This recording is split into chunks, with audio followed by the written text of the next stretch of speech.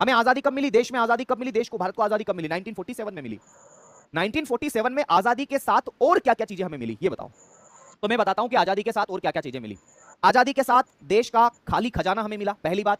आजादी के साथ देश में भुखमरी की समस्या हमें मिली, दूसरी बात। आजादी के बाद देश के अंदर गरीबी हमें मिली, तीसरी बात।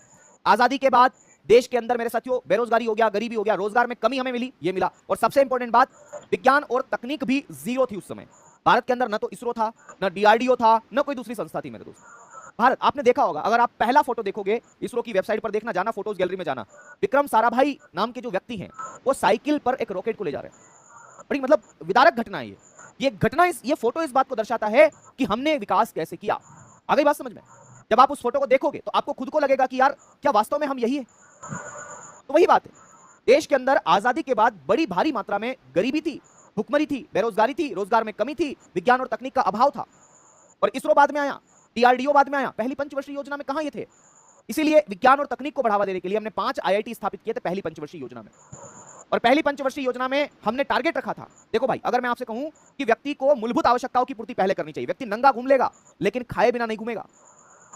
अगर वो नहीं पढ़ना चाहता चलेगा, लेकिन वो रोटी जरूर खाएगा, उसके लिए मेहनत जरूर करेगा। तो मूलभूत आवश्यकता में भी रोटी, कपड़ा, मकान, और उसमें भी रोटी।